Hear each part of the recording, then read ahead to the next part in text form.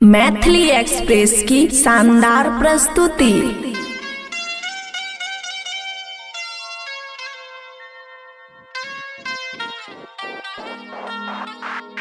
पीते हैं तो जीते हैं,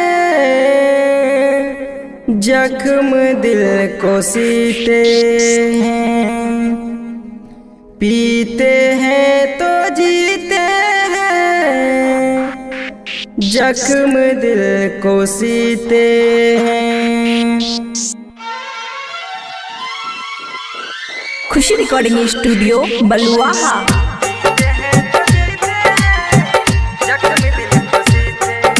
याद जब तेरी आती है तो आंसू बहा लेते हैं। याद जब तेरी आती है तो आंसू बहा लेते हैं। घुट घुट कर जीने से तो अच्छा है, घुट घुट कर जीने से तो अच्छा है, कुट कुट कर पी लेते हैं। पीते हैं तो जीते हैं, जख्मी दिल को सीते हैं। पीते हैं तो जीते हैं, जख्मी दिल को सीते हैं। फिर भी जख्म दिल का, फिर भी जख्म दिल का मरहम की जरूरत है। पीते हैं तो जीते हैं, जख्म दिल को सीते हैं। पीते हैं तो जीते हैं, जख्म दिल को सीते हैं। DJ Sumit Satish रईमा, DJ Sumit Satish रईमा, DJ Sumit Satish रईमा। खुशी रिकॉर्डिंग स्टूडियो बलुआहा। जवानी में अक्सर मैं अंगारों से खेले हैं, अंगारों से खेले हैं। जवानी में अक्सर मैं अंगारों से खेले हैं। बेवफा के याद में दर्द गम को झेले हैं। फिर भी उसके याद में हम, फिर भी उसके याद में हम रात को न सोते हैं।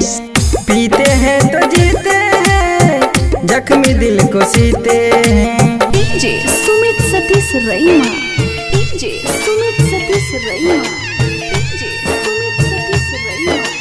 खुशी रिकॉर्डिंग स्टूडियो बलुआहा।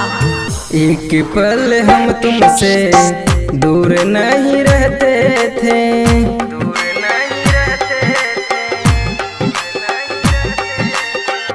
एक पल हम तुमसे दूर नहीं रहते थे। सुबह शाम हम तुमसे कितना प्यार करते थे।